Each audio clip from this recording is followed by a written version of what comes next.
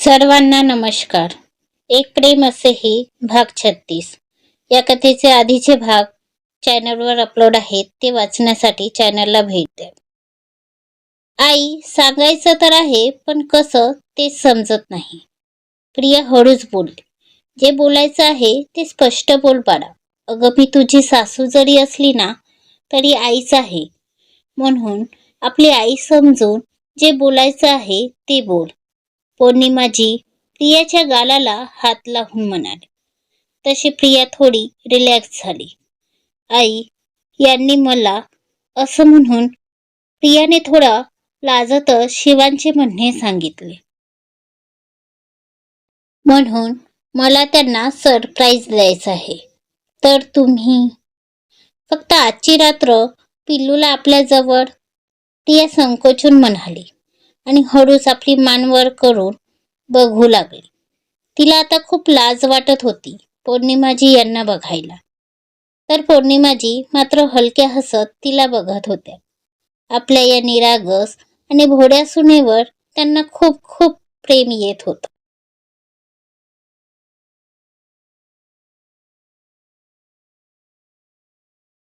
अच्छा, तर ही गोष्ट आहे.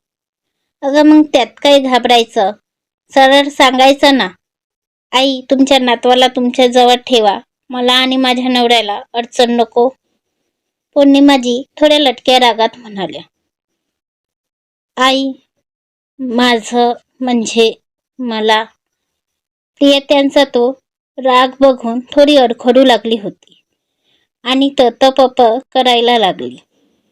तर तिची ती उडालेली धांदल बघून पौर्णिमाजी मात्र गालातल्या गालात हसत होत्या.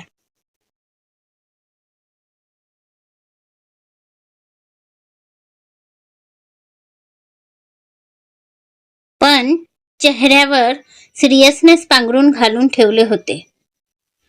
पण त्यांची ती सिरियसनेस बघून आता मात्र प्रियाला धडकी भरली आणि तिला भरून आले आणि तिनं रडवलेलं तोंड केलं. सॉरी आई, माझं चुकलं, प्रिया घोगऱ्या आवाजात बोलली. आणि ती आता रडणारच हे ओळखून पौर्णिमाजी जोरात हसू लागल्या. तसं प्रियाने त्यांना चमकून पाहिलं.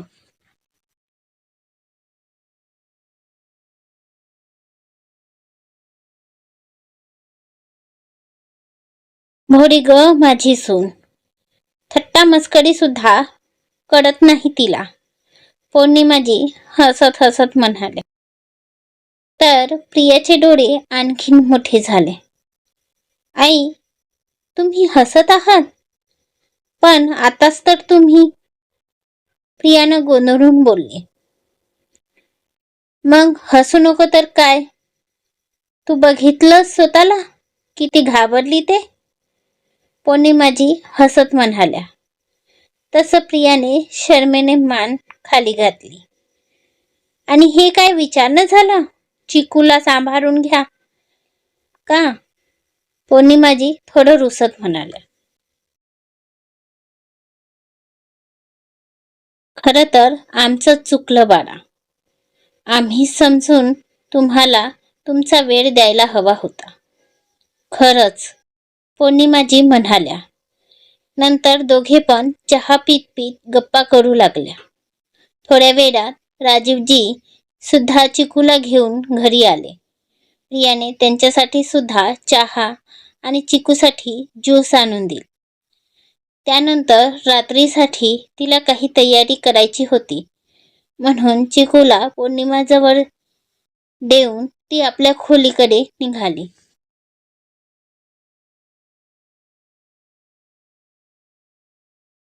पौर्णिमाजी तिला गालात हसत जाताना बघत होत्या. थोडा वेळानंतर प्रिया आणि शिवांची खोली. रात्रीच्या सरप्राईजसाठी काही तासातच प्रियाने ती संपूर्ण खोली रेडी करून घेतली होती, ते सुद्धा स्वतःच्या हाताने. वाव, खूप छान, परफेक्ट, प्रिया खोलीवर नजर टाकत बोलली. पांढऱ्या आर्टिफिशियल मोगऱ्यांच्या फुलांच्या लड्यांनी प्रियाने ती संपूर्ण खोली सजवली होती.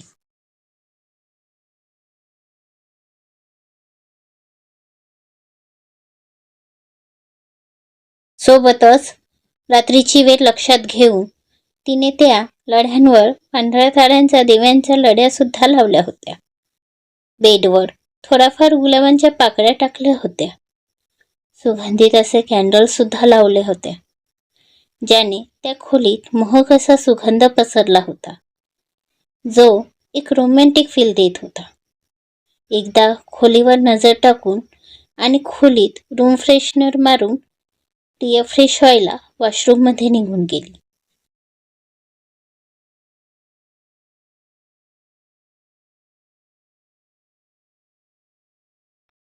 कारण आज ती सुद्धा रेडी होऊन शिवांशला सरप्राईज देणार होती. मनात तर आतापासूनच गुदगुदल्या सुरू झाल्या होत्या आणि तिचे गाल गुलाबी होत चालले होते. इकडे राजीवजी आणि पौर्णिमाजी डिनर करून चिकूला घेऊन आपल्या खोलीत निघून गेले होते. वॉशरूम मध्ये प्रिया फ्रेश होताना स्वतःच मध्ये स्मित करत लाजत होती. ती स्वतःला आरशात पाहून गोरीमोरी होत चालली होती.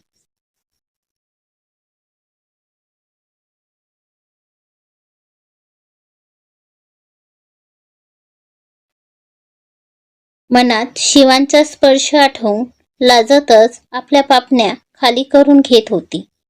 तिच्या ओठांवर आतापासूनच लाजरं हसू पसरत होते.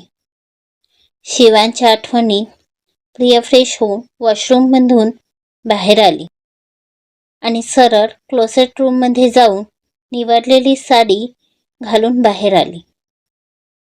त्यानंतर ती हळूहळू आपला एक एक दागिना शिवांशला आठवत घालू लागली. तसे तिचे गाल झरझर गुलाबी गुलाबी होत चालले होते.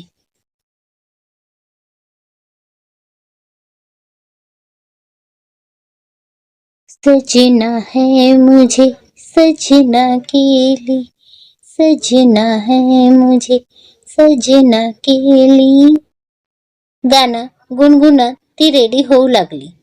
आज तर समोर असणारा आरसा सुद्धा तिचं ते लाघवी सौंदर्य बघून स्वतःच लाजत होता. खरंच ग, आज तर मलाच तुझी दृष्ट काढावीशी वाटत आहे. इतकी तू सुंदर दिसत आहेस. तुझी ही निखळ सुंदरता आता मलाच मोहिनी पाडत आहे. असाच तो बोलत असल्यासारखा तिलाच बघत होता. थोड्याच वेळात प्रिया छान अशी रेडी झाली आणि तिने मानेला सुंदर असा झटका दिला. आज तर प्रियाला बघून शिवांची विकेट जाणार म्हणजे जाणार हे नक्की होतं. रात्री 9 वाजता शिवांश घरी आला. नाही म्हणता त्याला थोडा उशीर झाला होता. दुपारी मीटिंग नंतर त्याला पुन्हा एका क्लायंट सोबत अर्जंट भेटायला जायचे होते, म्हणून तो तिथे गेला होता. शिवांश तसाच थकलेला आपल्या खोलीकडे निघाला. त्याच्या खोलीचं दार बंद होतं.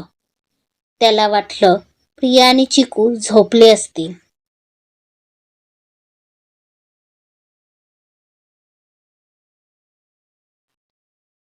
त्याने हळूच जास्त आवाज न करता दार थोडं लोटलं तर खोलीत पूर्ण अंधार होता. शिवांशने अंदाज घेऊन खोलीचा लाईट लावला, पण समोरची ती सजावट बघून त्याचे डोळेच मोठे झाले आणि हृदय आनंदाने उड्या मारू लागलं. आतापर्यंत जाणवत असलेला सगळा थकवा क्षणात नाहीसा झाला. शिवांशने हातातील बॅग आणि कोट तिथे ड्रेसिंग जवळ चेअरवर ठेवला आणि त्याची नजर प्रियाला शोधू लागली. आता तिला बघायला त्याला धीर धडवत नव्हता. ओठांवरच्या स्माईल सोबत हृदयाची गती सुद्धा वाढू लागली होती. बेटू बेटू म्हणून शिवांश प्रियाला हाक मारत होता आणि अचानक त्याचं हृदय थांबलं. समोरून प्रिया लाजत हळूहळू चालत येत होती. पांढऱ्या नेटची साडी, त्यावर डीप नेकचा स्लीवलेस ब्लाउज, हातात पांढऱ्या बांगड्या, गळ्यात डायमंड नेकलेस सोबत छोटं मंगळसूत्र, कानात लांब इयरिंग्स, केसांचा मधोमध भांग काढून मोकळे सोडलेले, कपाळावर स्टोनची छोटी टिकली, ओठांवर थोडी डार्क अशी रेड लिपस्टिक, डोळ्यांचा सुद्धा छान असा मेकअप केला होता आणि त्या भांगेत लांब असे शिवांच्या नावाचं कुंकू, कमरेत कमरबंद, पायात चांदीचे पैंजण घातलेली प्रिया हळूहळू चालत शिवांसमोर येत होती. तशी तशी इकडे शिवांशची हृदयाची गती वाढत होती. खोलीचं तापमान अचानक खूप वाढल्यासारखे शिवांशला जाणवत होते. त्याने तसेच आपल्या एका हाताने शर्टची बटणे काढायला सुरुवात केली. शिवांश प्रियाला बघत बघत हळूहळू आपल्या शर्टची बटन एक एक करून काढू लागला. काही मिनिटातच त्याने पूर्ण बटन काढले. आता प्रियासमोर त्याची ब्रँड चेस्ट उघडी होती. प्रियाने हळूच नजर वर करून शिवांशला तसं पाहिलं आणि पुन्हा लाजून आपली नजर खाली केली. तर तिची रिॲक्शन बघून शिवांश तिरकस गालात हसला. दोघेही आता समोरासमोर होते. शिवांश प्रियाला फार प्रेमाने बघत होता, तर त्याच्या नजरेतला ताप सहन न होऊन प्रियाने आपली मान खाली घातली होती. दोघांच्याही हृदयाने गती पकडली होती. शिवांशने हळूच प्रियाचा हात आपल्या हातात घेतला आणि तसाच तो हात आपल्या छातीवर ठेवला. तशी प्रियाच्या अंगात शिरशिरी गेली. एक विजेचा झटका लागावा तसा प्रियाने आपला हात काढून घेण्याचा प्रयत्न केला, पण शिवांशने तिला बघत तिच्या हातावर पकड आणखी घट्ट केली आणि प्रियाला बघत तिचा हात आपल्या उघड्या छातीवर फिरवू लागला. जसजसा प्रियाचा हात शिवांच्या छातीवर फिरत होता, प्रियाला गुदगुल्या होत होत्या आणि तिचे गाल लाजून लाजून आणखी गुलाबी होत चालले होते. डोळे तर लाजेने इतके अतोनात भरले होते की वर उचलून बघणे सुद्धा जड झाले होते. एका हाताने आपली साडी घट्ट मुठीत घेत प्रिया स्वतःच्या उतू जाणाऱ्या भावनांना कंट्रोल करण्याचा निष्फळ प्रयत्न करत होती. इकडे शिवांश प्रियाचा हात आता आपल्या हृदयाचा थोडा खाली न्यायला सुरुवात केली. तो आता तिचा हात आपल्या संपूर्ण खुल्या बॉडीवर फिरवत होता. तशी तशी प्रिया आता लाजेने गडबडीत होत चालली होती. शिवांशने प्रियाच्या हाताला आपल्या हातात घेतले आणि त्याला एक हिसका देऊन गोल फिरवून प्रियाला आणखीन आपल्या जवळ ओढून घेतले. आता त्यांच्यात असलेलं ते थोडं अंतर सुद्धा शिवांशने मिटवून घेतले आणि तिला आपल्या छातीशी चिपकवून घेतली. आता प्रियाची पाठ शिवांच्या उघड्या शरीराला रेटून होती, तर शिवांचे हात तिच्या साडीच्या पदरातून तिच्या उघड्या पोटावर आपली हरकत करत होते. तसा प्रियाच्या पोटात खड्डाच पडला आणि तिने आपले पोट आत आसकून घेतले आणि तिचा ऊर जोरजोरात खालीवर होऊ लागला. तर आता शिवांशने हळूच प्रियाचे ते खुले केस आपल्या एका हाताने अलगद बाजूला केले आणि तिच्या खुल्या मानेवर एक फुंकर घातली. तसं प्रियाच्या तोंडून एक सुस्कारा बाहेर निघाला आणि तिने हलकेच आपली मान ताणून घेतली. तसे शिवांशने आपले ओठ तिच्या मानेवर टेकवले आणि किस करू लागला. तशी इकडे प्रियाच्या हाताची पकड आपल्या पोटावर असलेल्या शिवांच्या हातावर घट्ट झाली. सुरुवात तर तिनेच केली होती शिवांशला सरप्राईज देऊन, पण आता तीच तिच्या अंगाशी येणार होती. कारण आता शिवांश काही थांबणार नव्हता. पूर्ण शांत झाल्याशिवाय. अजून प्रिया आणि शिवांचा रोमांस बाकी आहे. ही तर फक्त सुरुवात आहे. उरलेला रोमांस बघू पुढच्या भागात लवकरच.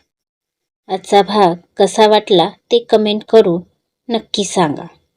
आणि पुढचा भाग पाहायचा असेल तर चॅनलवर सबस्क्राईब करून फॉलो करा.